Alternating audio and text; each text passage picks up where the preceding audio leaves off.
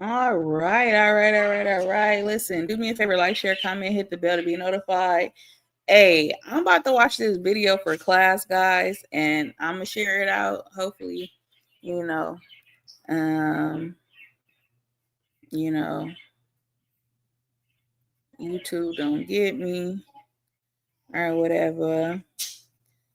But we have to pretty much. So in my sociology class, it's actually due tonight, but we have to watch this video. It says this week's forum is a response to the video clip from Blue Eye Experiment. And it's telling me write a reaction to the Blue Eye Experiment video. What did I learn? Did you personally relate to issues highlighted in the video? Did you like the video clip? Why or why not? Okay, now listen. I started watching the first minute of this, okay? And so I'm thinking this is gonna be interesting. I've been listening and watching a few of my favorite, well, my a few of the people that I watch on YouTube, and they've been talking about black people, white people. Uh, it's been a lot, right? So I'm like, cool. Let me share this since it's homework. I could let y'all do homework with me. So hopefully, let's see if it'll go through. Boom, right here. I'm gonna share it. Hopefully, you guys can see it, and then I'm gonna turn my mic off.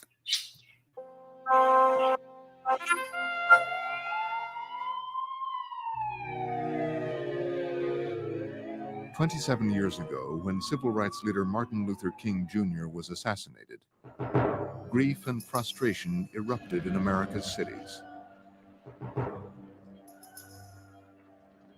And far away in Iowa, one third-grade teacher knew she had to do something. The shooting of Martin Luther King could not just be talked about and explained away. There was no way to explain this to little third graders in Riceville, Iowa. I knew that it was time to deal with this in a concrete way, not just talk about it, because we had talked about racism since the first day of school. This is a fact. Blue-eyed people are better than brown-eyed people. It was a daring experiment in prejudice. I watched wonderful, thoughtful children turn into nasty, vicious, discriminating little third graders. Can one teacher in one day change the lives of her students forever? Tonight, a class divided.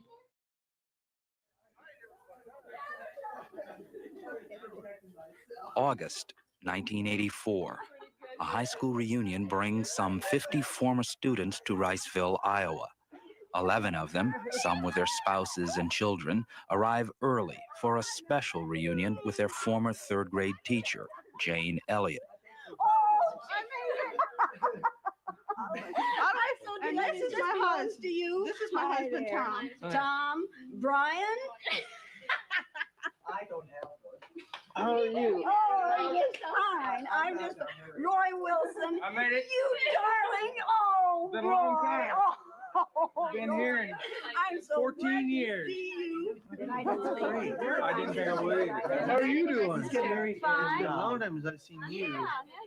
Where are your little ones? They're at home with mom. It's coming down. And this is your husband.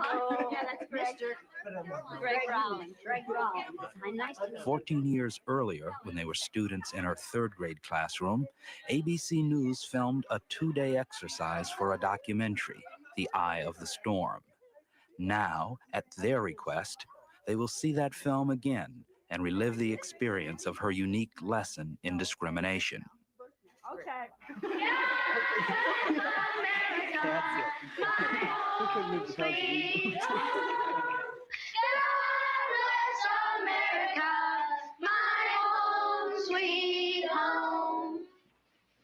This is a special week. Does anybody know what it is? National Brotherhood. National Brotherhood Week. What's brotherhood? Be kind to your brothers. Be kind. Okay, be kind to your brothers. Like you would like to be treated. Treat everyone the way you would like to be treated. Treat everyone as though he was your brother.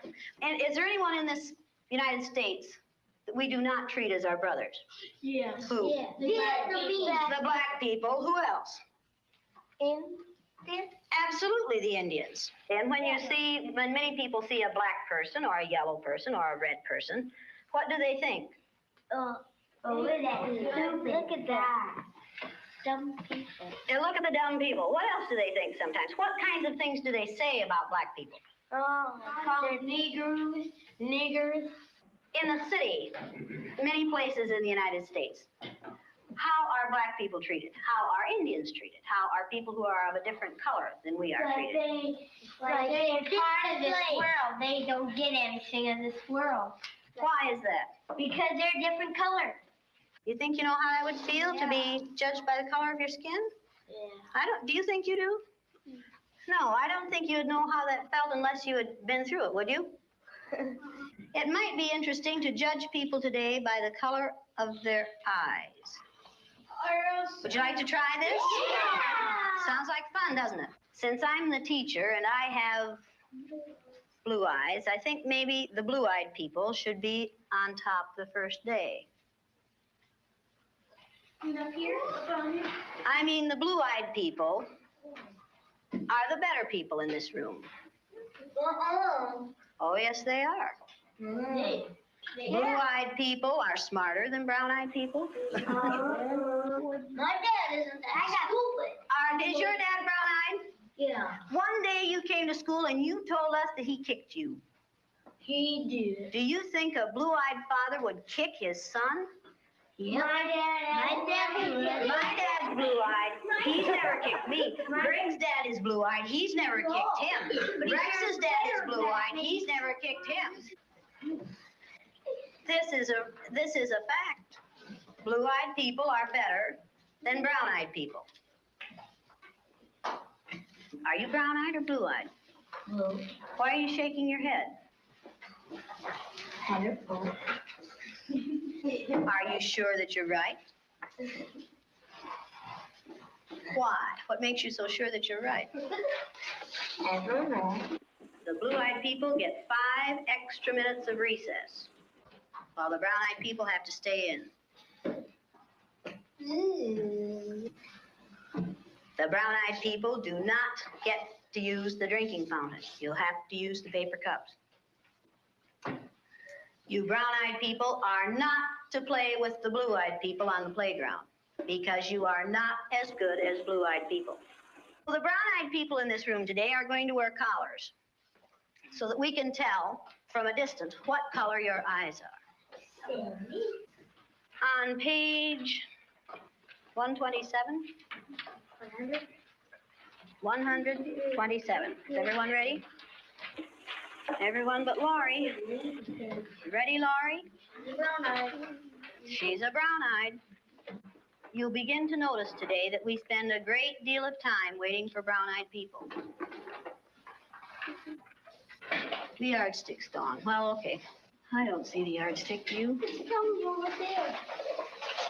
Hey, Miss Doug, you better keep that on your desk so if the brown-eyed people get out of hand.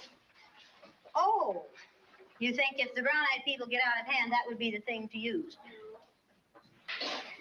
Who goes first to lunch? Blue-eyed. The blue-eyed people. No brown-eyed people go back for seconds. Blue-eyed people may go back for seconds. Brown-eyed people do not. Brown-eyed. Don't you know? They're not smart. Is that the only reason? They'll take too much. It might take too much.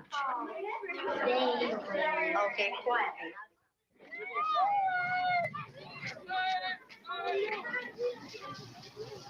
And it seemed like when we were down on the bottom, everything bad was happening to us.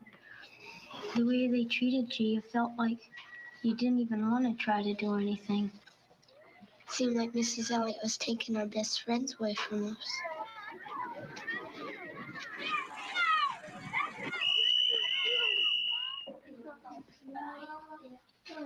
What happened at recess? Were 2 of you boys fighting? Yeah, Russell and John. What happened, John? Russell called me names and I hit him in the gut. What did he call you? Brown eyes. Did you call him brown eyes? They always call us that. Greg and all of the boys they keep calling us brown eyes. They said, come here, brown eyes. And they were calling us blue eyes. I wasn't. Sandy and Donna were. Yeah. What's wrong with being called brown eyes? It means that we're stupider. No, not that. But, oh, that's just the same way as other people call black people niggers. Yeah. Is that the reason you hit him, John? Did it help? Did it stop him? Did it make you feel better inside? Stop Russell. Make you feel better inside? Did it make you feel better to call him brown eyes? Why do you suppose you call him brown eyes? Right, because he has brown eyes. Is that the only reason? He didn't call him brown eyes yesterday, and he had brown eyes yesterday. Didn't he? Because we get started. Yeah, ever since you put those blue things on there. To tease them. Kind of tease them. Oh, is this teasing? No. Well, he did it. Were you doing it for fun, to be funny, or were you doing it to be mean?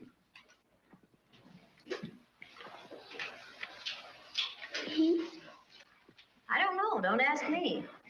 Did anyone laugh at you when you did it? I watched what had been marvelous, cooperative, wonderful, thoughtful children turn into nasty, vicious, discriminating little third graders in a space of 15 minutes. Yesterday, I told you that brown-eyed people aren't as good as blue-eyed people. That wasn't true. I lied to you yesterday. The truth is that brown-eyed people are better than blue-eyed people. Russell, where are your glasses?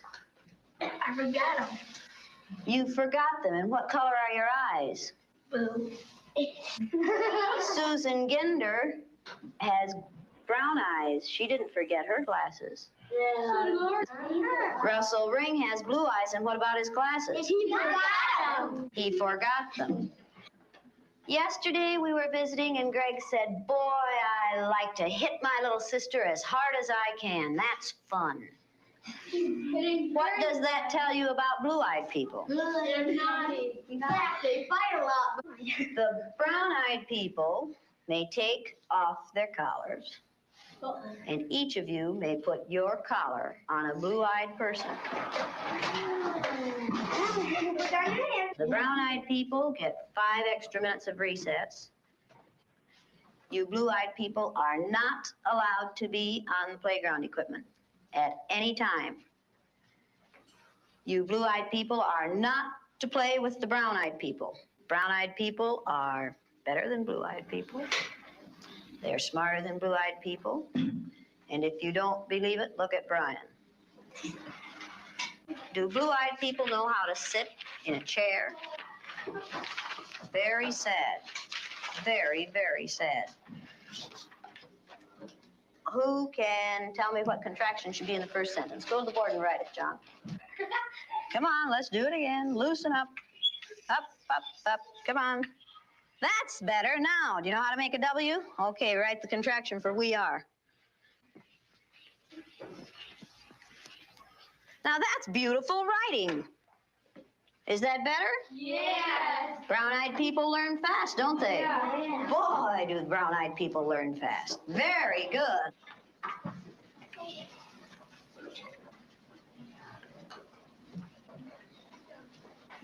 Greg, what did you do with that cup? Will you please go and get that cup and put your name on it and keep it at your desk? Blue-eyed people are wasteful. Okay, you want to be timed this morning? Yeah. A. I use Orton Gillingham Phonics. We use the card pack. And the children, the brown-eyed children, were in the low class the first day, and it took them 5.5 minutes to get through the card pack. The second day, it took them 2.5 minutes. The only thing that had changed was the fact that now they were superior people. I thought you were going to get in the You went faster than I've ever had anyone go through the card pack. Why couldn't you get them yesterday? We had those collars on. You think the collars kept you? just keep thinking about those collars. Oh. And my eyes kept getting rolling around. Oh, and you couldn't think as well with the collars on. 4 minutes and 18 seconds. I know we weren't going to make it. How long did it take you yesterday? 3 minutes. 3 minutes. How long did it take you today? 4 minutes and 18 seconds. What happened? One down. Why? What were you thinking of? This. I hate today. How do you do? I hate too. Because I'm blue-eyed. See, I am too. There's nothing, it's not funny, it's not fun, it's not pleasant. This is a filthy, nasty word called discrimination. We're treating people a certain way because they are different from the rest of us. Is that fair? No. Nothing fair about it. We didn't say this was going to be a fair day, did we? No. And it isn't. It's a horrid day. Okay, you ready? What did you people who are wearing blue collars now find out today? Oh, you feel I know what they felt like yesterday. I did too. How did they feel yesterday? Down. Like a dog on a leash. Yeah. It feels like a chain chain dragging them up wherever you go. Into prison. Like you're chaining them up into prison. Like you're shut and you're throwing the key away. Should the color of some other person's eyes have anything to do with how you treat them? No. All right, then should the color of their skin? No. Should you judge people No. by the color of their skin? No. You're going to say that today and this week and probably all the time you're in this room. You'll say, no, Mrs. Elliott. No. Every time I ask that question. No. Then, No, Mrs. Elliott. when you see a black man or an Indian or someone walking down the street, are you going to say, look at that silly looking thing? No. Does it make any difference whether their skin is black or white? No. Or yellow? No. Or red? No. Is that how you decide whether people are good or bad? No. Is that what makes people good or bad? No. Let's take these collars off.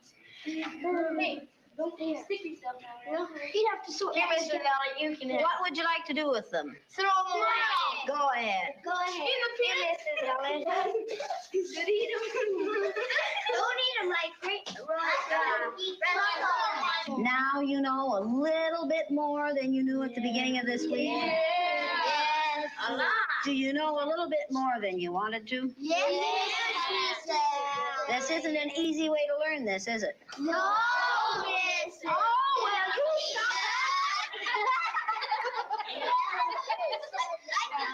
Okay, now let's all sit down here together. Blue eyes and brown eyes. Does it make any difference what color you are? No. Down, girl.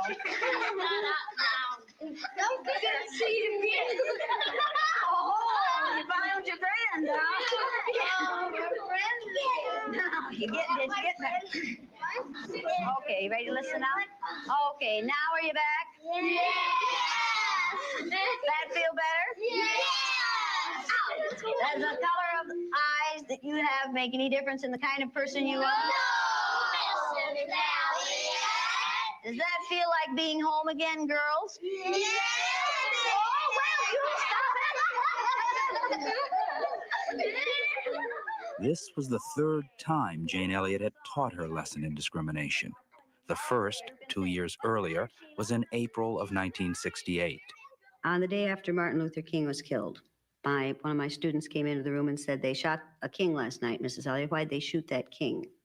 I knew the night before that it was time to deal with this in a concrete way, not just talk about it, because we had talked about racism since the first day of school. But the shooting of Martin Luther King, who had been one of our heroes of the month in February, could not just be talked about and explained away. There was no way to explain this to little third graders in Riceville, Iowa. As I listened to the white male commentators on TV the night before, I was hearing things like, who's going to hold your people together, as they interviewed Black leaders? What are they going to do? Who's going to control your people? As though these people were subhuman and someone was going to have to step in there and control them. They said things like, when we lost our leader, his widow helped to hold us together. Who's going to hold them together? And the attitude was so arrogant and so condescending and so ungodly that I thought, if white male adults react this way, what are my third graders going to do? How are they going to react to this thing? I was ironing the teepee. We studied an Indian unit. We made a teepee every year. The first year, the students would make the teepee out of pieces of sheet. We'd sew it together. And the next year, we'd decorate it with Indian symbols. I was ironing the previous year's teepee, getting it ready to be decorated the next day.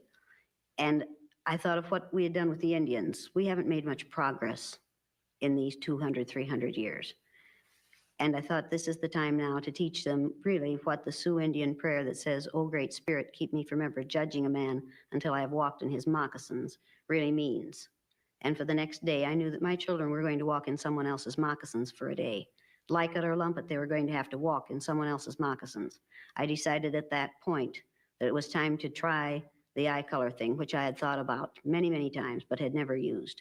So the next day, I introduced an eye color exercise in my classroom and split the class according to eye color, and immediately created a microcosm of society in a third grade classroom. Riceville hasn't changed much in the 17 years since then. It's still a small farming community surrounded by cornfields. Its population is still under 1,000, and it's still all white and all Christian. And though Jane Elliott has continued to teach her lesson in discrimination, there's been little outward local reaction. No objections from school authorities or the parents of the 300-odd students who have by now been through it. Okay, let's get in a circle. The reunion of her former third graders was Jane Elliott's first chance to find out how much of her lessons her students had retained. All right, now, Raymond, why? I want to know why you were so eager to discriminate against the rest of these kids. At the end of the day, I thought, the miserable little Nazi. Really, I couldn't stand you. It felt tremendously evil. All your inhibitions were gone. And no matter if they were my friends or not, any pent-up hostilities or aggressions that these kids had ever caused you, you had a chance to get it all out.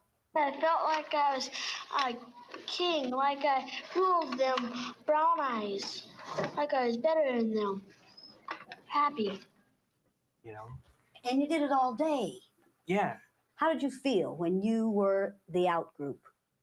Boy, that day after we went home, and talk about hating somebody, it was there. You hated me. Yeah, of what you were putting us through. Nobody likes to be looked down upon. Nobody likes to be hated, teased, or discriminated against. And it just boggles up inside of you. You just get so mad. Were you just angry, or was there more than that? I felt demoralized, humiliated. Is the learning worth the agony? Yes. Yes. Yes. Yes. It made everything a lot different than what it was. We was a lot better family altogether. Even in our houses, we was probably, because it was hard on you when you have your best friend one day and then he's your enemy the next. It brings it out real quick in you. I don't know if that's Some of the remarks were the kinds of things I would have wished I could have programmed into them if I had been able to program them. They're the things I would have wanted them to say. Some of the things were just mind-blowing. You know, you hear these people talking about, different people, how they're, different, and they'd like to have them out of the country. I wish they'd go back to Africa, and stuff. And sometimes I just wish I had that collar in my pocket. I could whip it out and put it on and say, wear this and put yourself in their place. I wish they would go what I went, do what I went through. We was at a softball game a couple weekends ago, and there was a black yelling, "Hi, bro," and we hugged each other and everything. And some people really look just like, what are you doing with him, you know? And you just get this burning feeling, sensation in you that you just want to let it out and put them through what we went through to find out they're not any different. I still find myself sometimes when I see some people together and I see how they act, you know, I think, well, that's black. And then right in the next second, I don't even finish the thought. I'm saying, well, I've seen whites do it. I've seen other people do it. It's not just the blacks. It's everyone acts differently. It's just a different color is what hits you first. And then later, as I said, I don't even finish that thought before I remember back when I was like that. And then I remember not, you know, everyone acts the same way. It's just your way of thinking is a difference.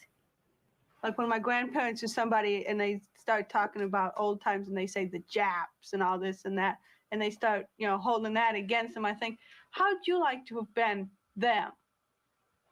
Japanese Americans get thrown into this camp just because they happen to be part Japanese. You know, I just calm down and think about it. But when they get older, they're set in their ways and they're not going to change. When you get older, I'll be set in my ways, but they're different than their ways. When people I was get older, absolutely they get set in their enthralled. ways. Sandy Dolman's statements that when my son comes home with the word nigger and the other things that he hears downtown, I say to him, listen, that isn't the way we judge people. You don't judge people by how they look. You judge them by what's on their inside, not their outside. I'm glad that she's teaching him not to hate, because even though he does hear this from the other people, if he goes home and he thinks, well, mom and dad like the black people, I'm going to like them too. So I don't think he's going to pick nothing bad up out of it. You chose your husband well. He chose me. You chose her well. Little kids will take and, you know, they'll listen to a lot of other people too, and so they're going to end up kind of confused over it. But you know, if right she keeps from wrong. on telling him, is he See, going then to he's be the gonna- kind of person you kids are, or is he going to be the kind who judge people by the Well, he'll know somewhat right from wrong. He'll know You that know that he like won't. us, but he'll have the ideas. He won't be judging them by their color, but he won't know what we know fully, having been through it.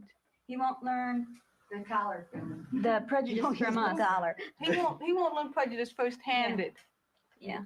He'll He just- won't learn to be prejudiced from us. I mean, they won't learn to discriminate between people from us. He might hear it from others, but never from us. Okay, what's it like to be married to somebody like that? And I was going to marry Sheila. I knew for my future that I was going into the military. At first, I thought, is she going to be able to handle being with all the different nationalities? And then I read the book, A Class Divided. The Class Divided, before we got married and before I joined the Army. And I said, hey, she's not going to have any problems. Should every child have the exercise, or should every teacher? Everybody, not Yeah. just. I think every school ought to implement something like this program in their early stages of education. If Jane Elliott's lesson in discrimination changed the way these young people feel about discrimination and racism, it also had a totally unexpected result.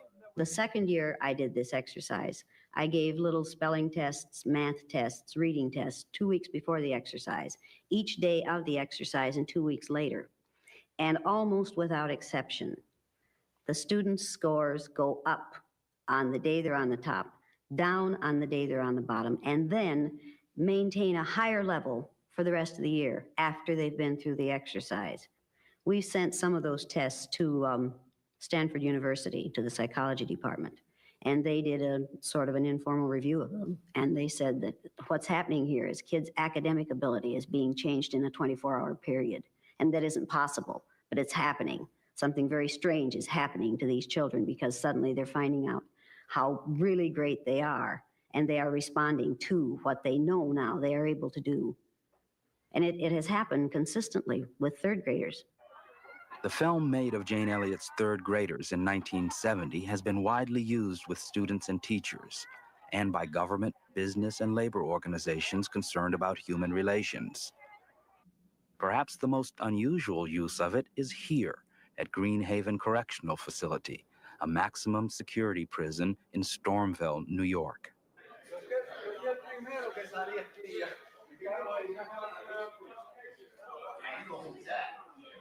Here, in a sociology course taught by Professor Dwayne W. Smith of Dutchess Community College, his almost exclusively Black and Hispanic classes have been seeing the film for more than 10 years. What I'd like to do is introduce the subject of prejudice and discrimination through this film, called The Eye of the Storm. Blue-eyed people are smarter than brown-eyed people. They are cleaner than brown-eyed people.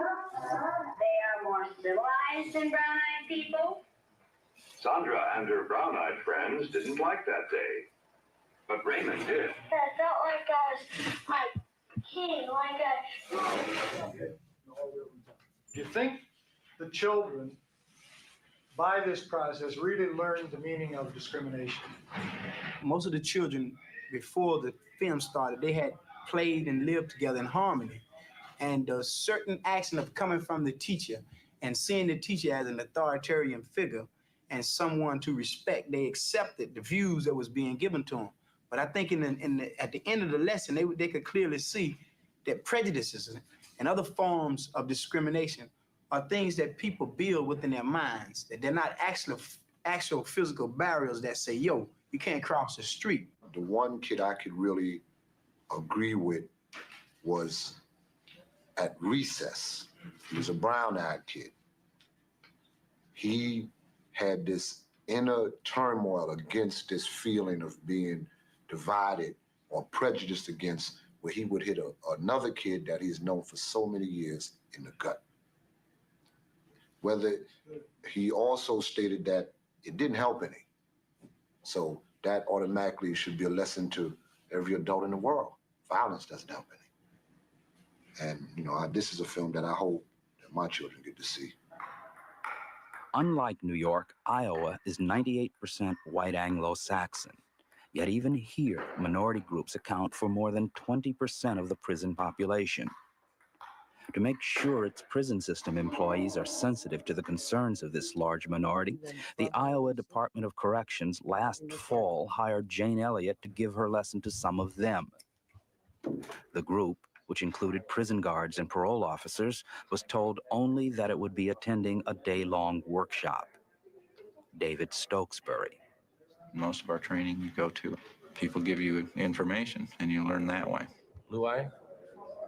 When I first came with the sign up and such and got put in the group, I didn't know when I started seeing the signs around, you know, brown eyes only and such. I figured they were the better group because they had a lot of spaces available and there were none for the blue eyes. So when I got put in the blue eyes group and put the collar on, then I knew, well, then I was going to be in the deprived group, I guess. Okay, now you can stay in this area. The workshop was supposed to begin at 9. They took the brown eyes in about 9 and then left us standing in the hall. I literally stood because there weren't enough chairs and I didn't know whether or not I'd wanted to fight to take a chair down. I didn't know if somebody'd come and take the chair away from me if I did. While David Stokesbury and the other blue-eyed people waited inside the meeting room, Jane Elliott prepared the brown-eyed people for what was going to happen. Now, this is not something I can do alone. This exercise won't work without your cooperation. Blue-eyed people aren't allowed to smoke. Blue-eyed people aren't allowed to sit in these empty chairs. Do not let a blue-eyed person sit next to you. You know you can't trust them. And besides which, they don't smell good. Everybody knows that about blue-eyed people. You don't know what you can catch from a blue-eyed person. By 9:20, I felt some antagonism. You know, I'm stuck out here for 20 minutes, standing, waiting. I still say we ought to see what kind of reaction we'd get by everyone just simply going in. No one wants to do it? Everybody seems to have courage and their conviction to do a lot of talking, but nobody takes any action. Oppose them by all singing a song and it's going to be really loud, you know. We shall overcome. Yeah, right. I need to have you keep it down. I don't know how many times I need to give that instruction, but you need to keep it down so you don't bother the people in the workshop. I was pretty well ticked off by the time we got taken in there. Purses and overcoats in the corner here, Phil. I need to have you put your purse and your coat in the corner. Purses and overcoats in the corner. It would be to your advantage in the future, people, if you'd get to meetings on time. And it would also be to your advantage if you'd put your gum away. Put your gum away. You want to get paid for today? Well, then stay, but put your gum away. I don't have a purse, so I don't have a place to put my gum. I'm sure that you are inventive enough to find a place for the gum. Now, I'd like for you to notice where she put her gum. You have this problem with blue-eyed people. You give them something decent and they just wreck it. You'll also notice that blue-eyed people spend a lot of time playing, look at me, see how cute I am. I can be funny, I can make a joke of this. This is amusing, I'm amused by this. Another thing that is obvious about blue-eyed people is that they're poor listeners. The first thing you have to do when you're teaching in a segregated situation, when you're working in a segregated situation, is teach the listening skills. The listening skills are, number one, good listeners have quiet hands, feet, and mouths. Everyone needs to write these down. I'd like for you to look at the man in the back, in the black jacket. The game we're playing is playing it cool. This is a favorite blue-eyed game, playing it cool. Nobody can bother me, man. I can handle this. I don't have to do this. I'm going to ignore this whole thing. Number two, good listeners keep their eyes on the person who is speaking. I take it you don't have a pencil. Nor you? No. Perhaps you could borrow one from one of your neighbors. Sir, I realize that you feel that you don't need to write it down, but whether or not you write it down, perhaps you could remember it. Good listeners have quiet hands, feet, and mouths. Do you know what that means? I'm not sure. I believe that. Do you want me to explain it to you? That's okay. I'll get a pencil and write this down directly. Look, blue-eyed people, many of you have pencils. Will one of you please lend him a pencil, or don't you trust him? Which I can understand. From the last 10 minutes, what have you observed about blue-eyed people? Blue-eyed people are very stubborn, very self-centered, and wish to control as much of their surrounding as possible, people-wise, I mean. Very inconsiderate people. I don't even know why you have them here in the first place. We have them here because we are required to have them here. We have to, huh? This is one of the things you have to put up with. Oh. Number three, good listeners listen from the beginning to the very end.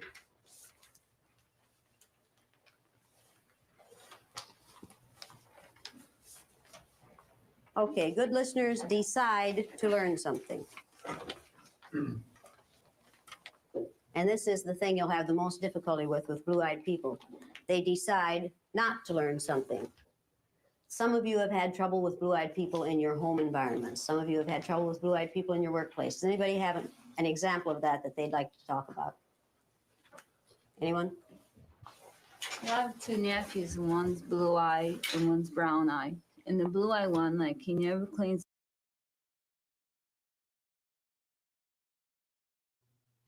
Okay, so next level said, all right, so next level all right, so look, next level. Just a little context, because I don't know how long you've been watching, but this is a video that I have to watch for my sociology class, right? And pretty much the experiment, I guess, okay, so you asked, your question was, is division a good thing or a bad thing? So the experiment is about this white lady who was trying to teach her students, which were Caucasians, what it feels like to be discriminated against. And so initially she asked them questions like, hey, what do you guys think about Black people? What do you guys think about Indians? And these little third grade kids started spewing out all kind of negative things about what they thought about Black folks, right? And so she asked them questions of like how they should be treated. I'm familiar with Jane Elliott. Oh, okay, that's what's up. Okay, well, so you said I think we were more innovative, creative, successful, and had more work ethics before integration, in your opinion? And I mean, you might be very much true, right?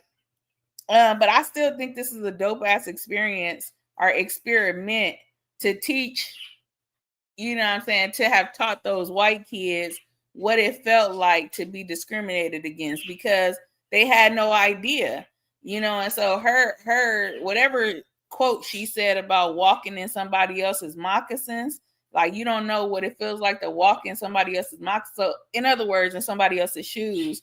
I thought it was pretty dope to divide the class up with those, you know, blue eye, brown eyes situation, and to show the superiority and the inferiority, you know what I'm saying, in that. I thought it also was quite interesting, and I'm talking because I feel like, you know, when I talk, I'm kind of inculcating, like, you know, those things in my head. So when it's time to write about this shit, because it's due tonight. But when I write about it, I can expound on it because I've talked about it, right? And so I thought it was pretty interesting too to see how their performance, it went up when in their minds they felt like they were on top. They felt like they were better than. And it just goes to show, like, when you have it self-esteem, when your self-esteem is high, you know what I'm saying, you do work better, you do perform better. So it was interesting to see that, you know. So I would love to see that in a class setting with our people, to see, because I mean, we hate each other. At least that's what I see on YouTube. You get what I'm saying? And for whatever the reason, even yesterday when I was hanging out with a group of women, like, I'm sitting at the table and we sitting here talking about colorism. How are we drinking wine, having a good time for somebody's birthday, and the conversation of being a colorist comes into play, you know? And so I think that was interesting as well. And so it just all shows that, you know, we have some deep rooted hatred within ourselves about ourselves, you know. And so it exposes so much in real time. Yeah, no, I agree. So I'm curious to see, you know, how this would be like in regards to like the whole colorist thing, like maybe showing the, you know, having it like light skin versus the darker complected, you know, and then boom, the light skins get the the great treatment, and the darker complected get treated bad. And then on the opposite side, then they are able to see what the darker complected people experience when they walking in life. You know, they say that blacker complected people have our fair skinned people have more opportunities. They got this pretty what do you call it? Pretty what do you call it? Pretty, what is it? Not priority. What is it called? When you light skin, you pretty privilege. You know what I'm saying? Like just to show like lighter complected women how it feels to be discriminated against as a darker complected woman. I think it would be a dope ass experiment to do with our people, with our kids, like, and teaching them, because it's so crazy. When I was working with kids and I was teaching like a drug prevention program or whatever, it was called Keeping It Real, a resistance program. And so we would have the kids do sign-in sheets, and they had to write their name, their age, their ethnicity. And every black kid on that sheet of paper put that they were mixed. They didn't identify as black. They didn't identify as African American.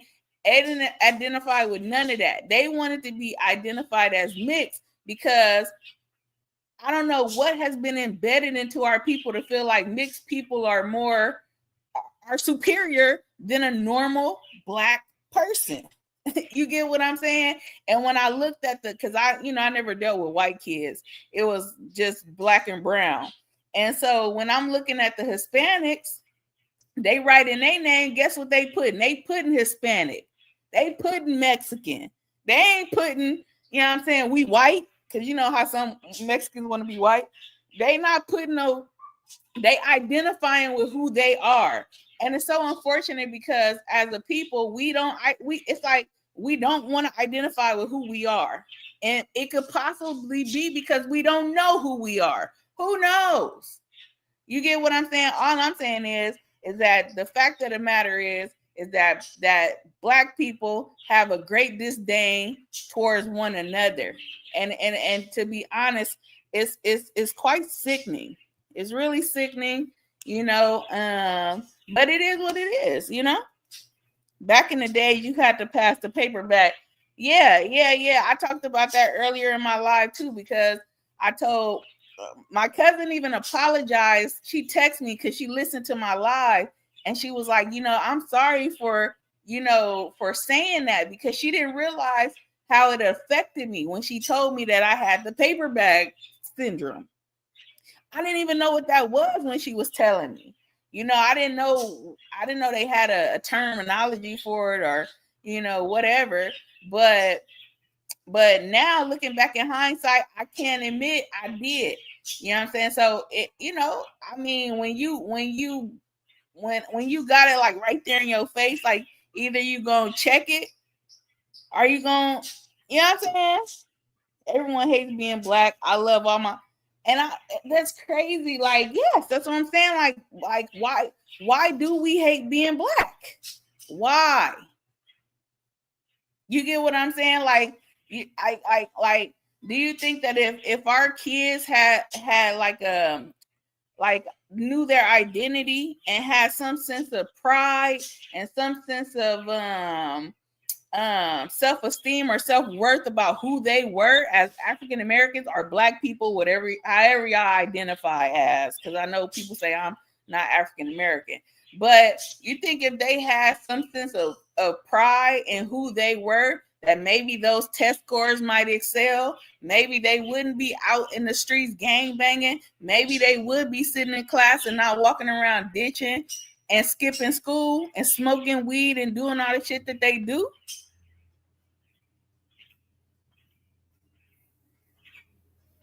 Next Level said we lost our true culture, and nowadays most of the time we identify negative things as our culture. That's what I'm saying. So but we identifying those negative things with our culture.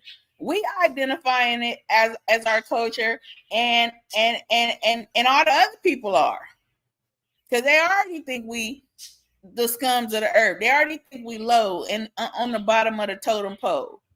And so if we think that much about ourselves, how do we expect any other nationality to think any higher of us? So I feel like it starts at home. I keep on saying that. It starts at home. If you got parents that's telling you you ain't shit, you ain't this, you ain't that, you this, you blah, blah, blah, and they not pouring into you. They not building your self-esteem. They not building your self-worth and teaching you, you know what I'm saying, like those positive attributes, you know what I'm saying, then yeah, what you expect? He said, you said, what does that say? I know Black, I know Black. Okay, so what are you? I know Black, I know Black. I mean, at the end of the day, you something? I mean, what you identifying as? A Hebrew Israelite? Like, what are you? I mean, really, what?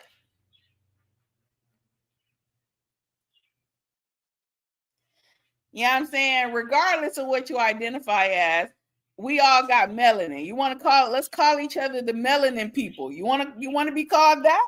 Would that be a identifying factor? Melanin, the melanin people? Shit. I mean, since niggas don't want to be called Black, I mean, I don't know, child. He's talking about it's a joke. That's what Dominicans say. Oh, I was about to say, I was about to go off because I'm sick of these conversations. It's like, and again, we keep having these conversations about what we ain't or what we don't have or the culture this, the culture that, and da da da da. But what is anybody doing to help bridge those gaps? What is anybody doing, you know what I'm saying, to help gain some structure or identify what the real culture is, and you know what I'm saying? Like, child, I gotta y'all done gave me a headache. Let me finish my video. Next Level always come out the chat and start ruffling feathers with his damn questions, child. He always come out the clouds with his questions and ruffle feathers. Because he got me on A, but I do prefer to say melanated people. Okay, that's what's up. If that's how you want to be referred to as melanated people, then that is what's up. You get what I'm saying? Like, yeah, he done gave me a headache. I'm all screaming and shit. The neighbors probably like, what's wrong with her? But when it comes to stuff like this, I get passionate about it because, you know, I grew up, everybody always identified me as, oh, look at her with the pretty brown skin or the pretty hair. And like that shit irritates me at this age of my life. Now, when I was younger, I used to eat that shit up. I ain't gonna hold you. I used to be like, oh, I'm mixed, I'm this, I'm that. And it took me to have an awakening to say, you know what? I'm black. It is what it is. Like, I'm just gonna say black, melanated, whatever you want to call it, right? I'm me. You know, like I'm not trying to be anything other than what I am. You know, and so yeah, man, like Next Level, get your ass out of here. No, I'm just playing. Let me start this video back. We got because I got to do this damn homework before midnight, child. I got to get Taylor ready for bed. And we got about 15 more minutes. Let's see. Room, and he's real lazy. And the brown, you know, he doesn't seem to have a lot of energy, the blue-eyed one. But the brown-eyed one, he's real outgoing and he plays in sports and that. He's pretty good at it. And he just seems like a better kid. So if I have kids, I hope they have brown eyes. Are you married? No. Then it's a good thing you don't. Next Level said, Cheapo, you know it's all love. I'm a proud black man. My dad was a Black Panther, Houston chapter, the People's Party, period. I got an uncle that was one of the starting Panthers back in Oakland. Okay, so you know what I'm saying? Like this, you know, I mean, at the end of the day, we gotta start being proud of who we are. You know what I'm saying? And raising our children to be proud of who they are. You know, Taylor, because she light-skinned child, she used to think she was white. You know, she didn't identify with being black, guys. Like she seen the Mexicans, she thought they was white. So she was like, I'm white. And so now, you know, she's kind of complex. So when you ask her what she is, she says she's tan, but she identifies with, you know, being a little black girl. You know, like she knows, okay, yeah, we black. We melanated. We not white. We are not, we not like them and they not like us. Okay. And you know what? And this is totally off subject, and this is like a whole different class. But in my American Sign Language, because I'm taking ASL 2, and we had to watch this video, and the video was about and it's so crazy because I never thought this deep into it. Like, you know, people that have that were born deaf, you know, and how they feel about being deaf. Now, we as hearing people, we look at people that don't hear as a disability. We look at them as if they have something wrong with them, that they, you know, if they had the opportunity to hear, they would take that opportunity. But believe it or not, there are a lot of deaf people that they created their home. They have created their own identity in deaf culture. They have their own deaf community. They have their own language. And so there are a lot of deaf people that actually think the opposite. They don't think nothing is wrong with them. They think that they are perfectly fine. If they had the opportunity to hear, they would not take it. If they had a deaf child, they're happy. Versus if we have a deaf child, we're going to be all distraught.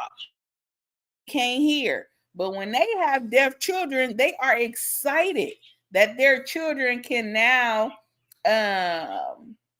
partake into the community. Like they're like them, you know? So anyways, that, you know, I never really thought about it. And so it took me to have to hear these people they interpreted them, but they were saying how they feel about it, right?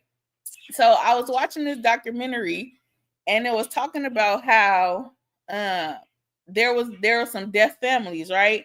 And it was a deaf woman and the husband, and all three of their children were deaf, and they were happy. They lived a normal life, you know, whatever. Their 5-year-old deaf daughter made mention to them that she wanted a cochlear implant. And if you're not familiar with a cochlear implant is, it's like they do some kind of surgery in your brain, and they like attach something to the back of your head, kind of close to your ear, and it helps deaf people hear, you know, like it helps. And so apparently the surgery is better when a child is younger, because they're able to teach them how to talk and how, you know what I'm saying? Like it's better, the younger the better. So you had this deaf child wanting to get these cochlear implants, and the parents are just like, no. Like at first they was against it, you know, but then they like, okay, well, at the end of the day, I want my daughter to be happy, you know, so let's go do some research. So they started going and do research, and they got introduced to this family that the daughter had got the cochlear implants when she was like really young, and she didn't, they discouraged sign language. So the parents were distraught about that. Like, okay, well, if our daughter get cochlear implants, then she's no longer going to be signing, she's going to be trying to talk. So they already were like opposed to it, because it's like they felt like she was no longer going to identify with her deaf culture. And so because the young lady that they seen with the cochlear implants didn't know sign language, she didn't even know she was deaf. She didn't even know what it meant to be deaf.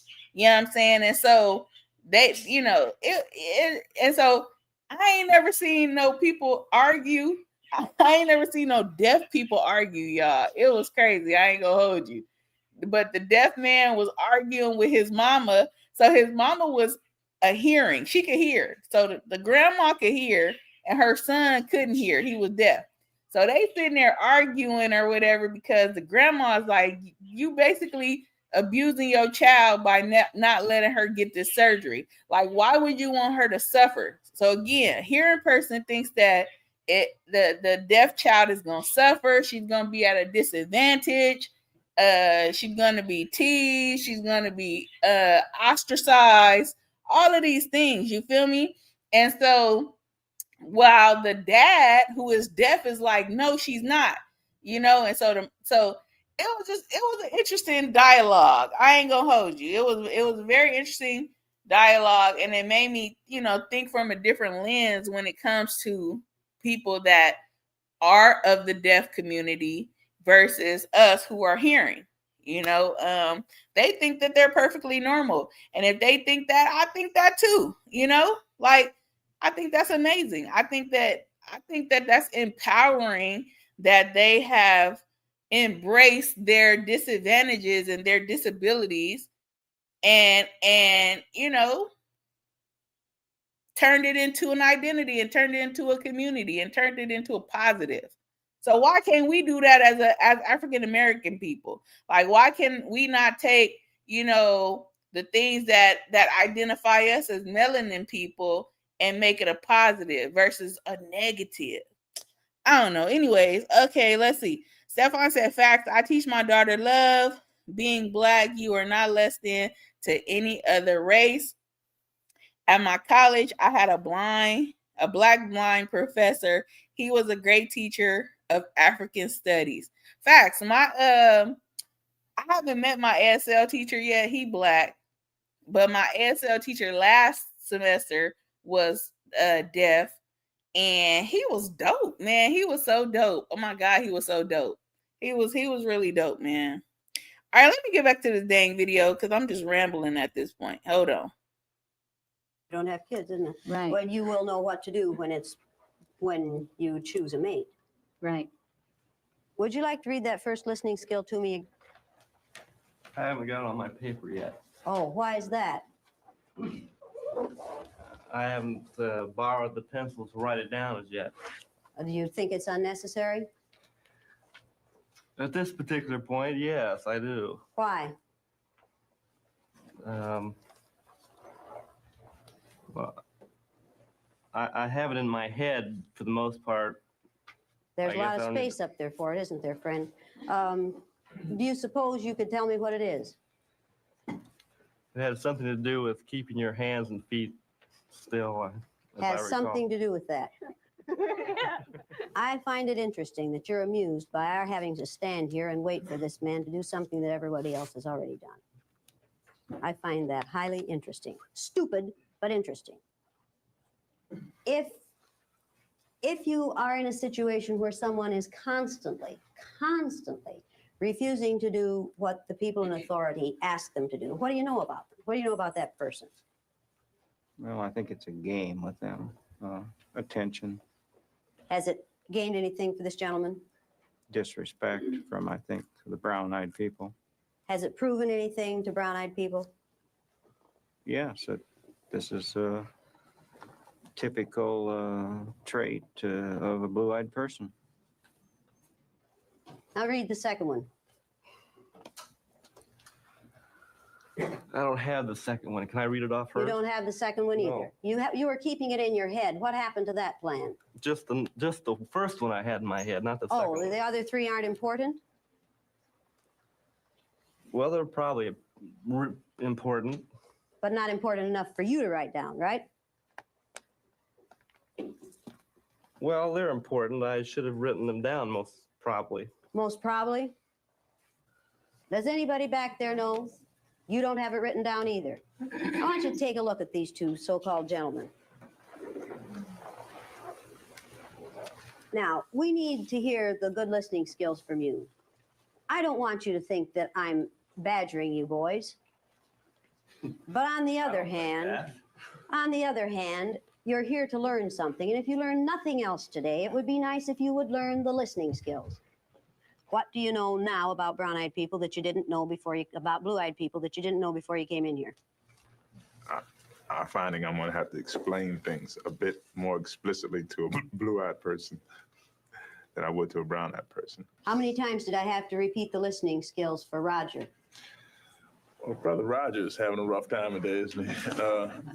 It was about 6 or 7 different times. You think that's amusing, Roger? Apparently, somewhat abusing.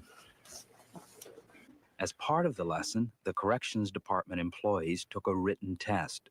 All right, I need these names and the scores. I have KR 11. I'm sorry, I can't hear you. KR, just initials, 11. Just KR, just an initial, no Yeah. last name? No names. How many? 11. And Churden or Charles, I'm not sure. on the other one. Thank you, sir. Tell me the name again. Churden? You can't read the name? No, I can't. Can't make it out. What's your name? My name is Chambers. First name? Janine. And what was her score? 6. Next. E. Riley with a 5. E. E. Riley. Will E. Riley please stand? Fine. You know, it's what you do to the image of blues with your behavior is unfortunate. What you three people do to the image of women with your behavior really makes me angry. The fact that you do this kind of thing and this kind of sloppy work reflects badly on women. I resent that doubly. Yes. Ma'am, I'd really appreciate it if you'd call us by name when you say you 3 people. We don't know who you're speaking to. It could be anyone here. My dear, if you wanted me to call you by name, you'd have put your name on your paper. It's on my... It was to be on your paper. You didn't see my papers. Ma'am. I didn't get your name either because it wasn't on your paper. That's right. All right, now how can one call you by your name if you don't care enough about your name to put it on your paper? Don't expect don't know me to how to worry about read? it. Don't expect me to worry about it if you don't put it on your paper. Don't sit here and say my name is important to me after you have just deliberately not put it on your paper. You're being totally unrealistic. Important to me. I remember saying, I like to know who you're speaking to you when you say you three. Then what should you do? Ask you to use my name, which I did. And where should your name have been? Right where it is. On your paper? And on my birth certificate. Is it on your paper? No, ma'am. Where'd you get a birth certificate? Same place you got. Out of a slot machine, same as you did, lady. I think you're probably right about your own. At least What I is know who this my woman- parents are, ma'am. Is she being rude? Yes, She being inconsiderate? very, She being uncooperative? very, She being insulted? yes, Are all those the things that we've accused blue-eyed people of being? yes, Is she proving that we're right? yes. Does anyone have any comments to make at this point? Do you feel that there are important blue-eyed people? There are exceptions to every rule. And what are those exceptions? There are a few important blue-eyed people. Very few. You Do you said think that. that you're one of them? No. That's Then why good. are you up there then? I'm blue-eyed. The difference between you and me is I have a brown-eyed husband and brown-eyed offspring, and I've learned how to behave in a brown-eyed society. And when you can act brown enough, then you too can be where I am. I wouldn't want to be where you are. Are you certain? Absolutely positive. You like where you are. I love where I am. You like it so much that you don't even identify yourself on your papers. I don't need to, lady. Her using the term lady, where I'm concerned, what do you think she's trying to do? Is it ignorance or is it deliberately insulting? I would say it was deliberately insulting. If it's ignorance, she needs to be taught that to many of us, the word lady is a pejorative. I don't appreciate it. It is, it's a put down, and it's used to keep women in their place. Correct name. I'm sorry. I will call you by a correct name after this. I won't be kind. That was kindness on your part? Yes. Then I you think are calling true. someone a lady is a kindness. Then your problem is You ignorance. can call me lady anytime you like.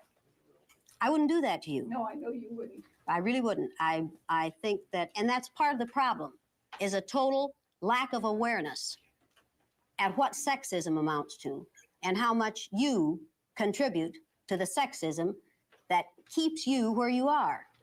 It's not I enough. like where I am, lady. I did it again, didn't I? Yes. I'm getting kind of fed up with this whole bunch of garbage. Why? Brown-eyed peoples are no different than we are. I hate to tell them that. They have these false delusions and such. Are they being disruptive? No, you trained them very well. I think that's what they did with the stormtroopers in Germany also. You guys do a real good job You sitting think up that what's there. happening here today feels like it would have felt in Nazi Germany? Yes, Where do you think you are in that then? where do I think I am? Who are you if you're in Nazi Germany? Who are you?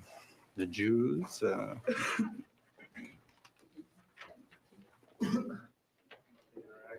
After a break for lunch, Jane Elliott helped the corrections department employees analyze what had happened. Did you learn anything this morning? I think I learned from the experience of feeling like I was in a glass cage and I was powerless. There was a sense of hopelessness. I was angry. I wanted to speak up, and yet at times I knew if I spoke up, I'd be back in a powerless situation. I'd be attacked.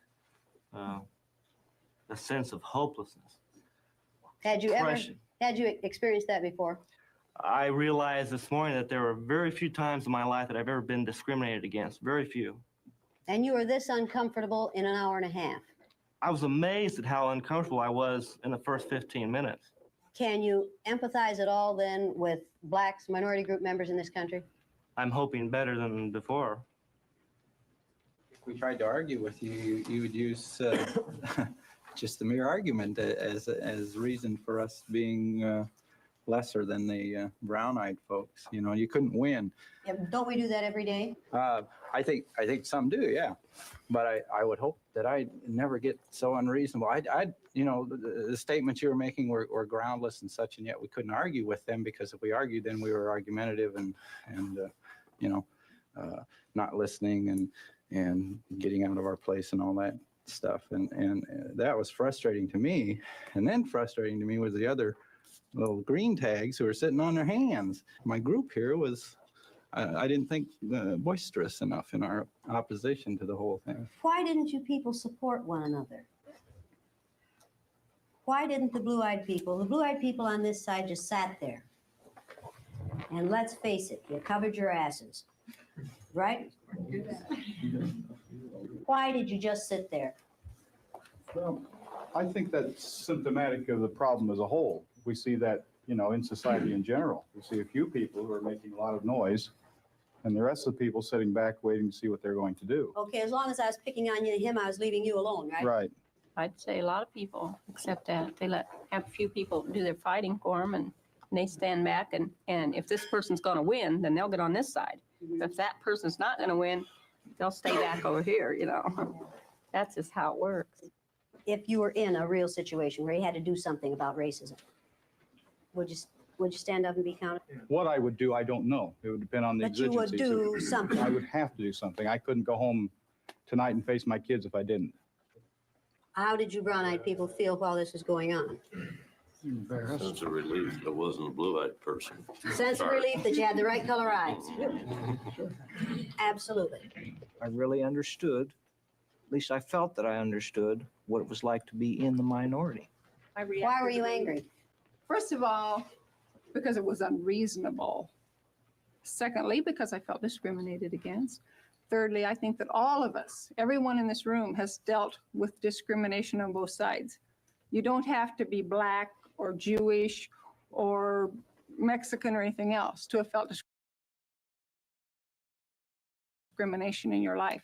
And as you become an adult, you learn to deal with those feelings within yourself. You learn to handle those. And when you feel yourself in a situation that you can't get out of, which we couldn't, we were a captive audience. And it was not a normal situation, because normally you aren't badgered. What if you had to spend the rest of your life this way? I don't know how to answer that. You don't wake up every morning knowing that you're different. You wake up as a white woman who is going to her job at 8 o'clock or whatever, where a Black person is going to wake up knowing from the minute they get up out of the bed and look in the mirror, they're Black, and they have to deal with the problems they've had to deal with ever since they were young, and realize that I am different and I have to deal with life differently. Things are different for me. That's fact. And I don't think you can really say that you have felt, maybe you have felt some sort of discrimination, but you haven't felt what it is like for a Black woman to go through that daily. Hey, no, hey, I am so happy. Listen, look at this. I am so happy that she stood up and she said something in response to this white woman who is just so combative and honorary, right? Oh, everybody has had a sense of discrimination in their lifetime, but Broad, you ain't never had to go through no discrimination of what us folks have had to go through, let alone, and she talking about you learn how to deal with it. If that was the case, then she didn't learn too well from her experiences, because she was the most combative and the most angriest out of the blue eyes. You get what I'm saying?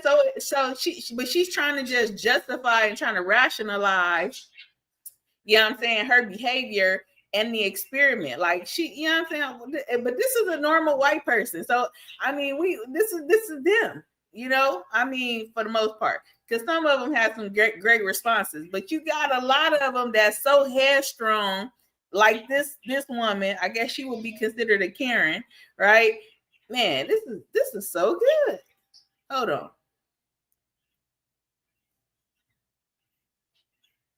The experiences of arguing and saying, listen to me, my point of view is good, you know, what I have to offer here is good. And no one wants to listen because white is right. That's the way things are.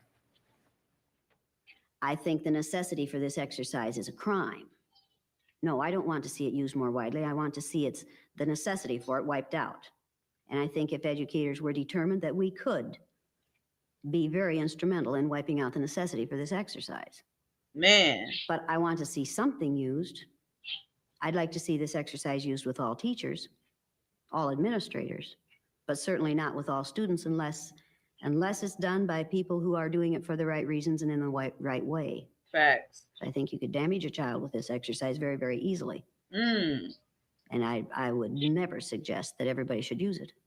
I think you could have training classes for teachers, bring them in, put them through the thing, explain what happened, do the debriefing, Right. and then practice doing this until a group of teachers were able to do it on their own. And teachers are not equipped disabled learners. They could learn to do this, obviously.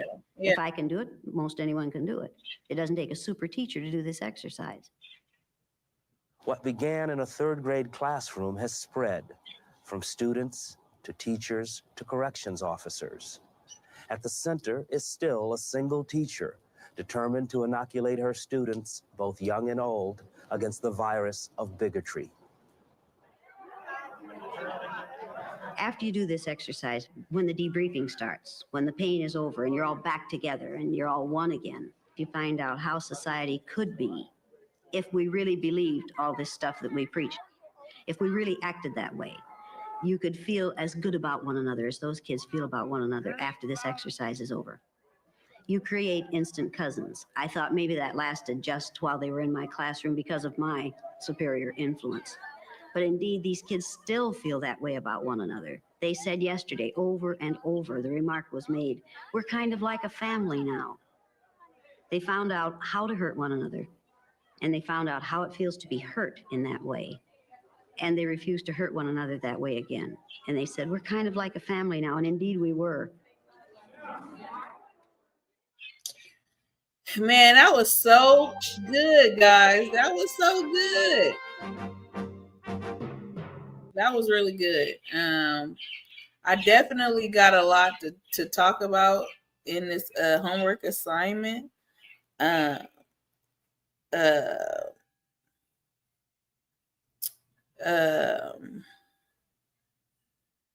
Thank you, Stefan. Listen, hey, go over to No Cap. I know you about to go over there to No Captivity. He over there talking about white on white crime, child. Wait, let me see what his title is. Yeah, it say white on white crime. So, you know, I know we so used to hearing about the black folks talking about all the negative things about black people. So, you know, he's over there talking about the white folks, child, and what they got going on. Oh, you got him on the TV. Okay. Dang, you looking at two things at one time. You are multi-talented and you can multitask. Because, child, I can't do both. I can't even walk and chew bubble gum at the same time. But shout out to everybody that came through. Shout out to Next Level for coming in here and getting my mind to going and ruffling my feathers a little bit. You know what I'm saying? You know, just to even spark that conversation. You know, I thought it was pretty dope. I wish he would have came up to talk, but honestly, I ain't got time to talk anyway. So, but yeah, man, this is I just on my final thoughts about this. I think that it would be really great if teachers were trained on how to implement this experiment in the classroom settings, just to see how it goes and to see the effect that it have on the society today. Because this was back in this was 1985, so this was before I even was born. You get what I'm saying?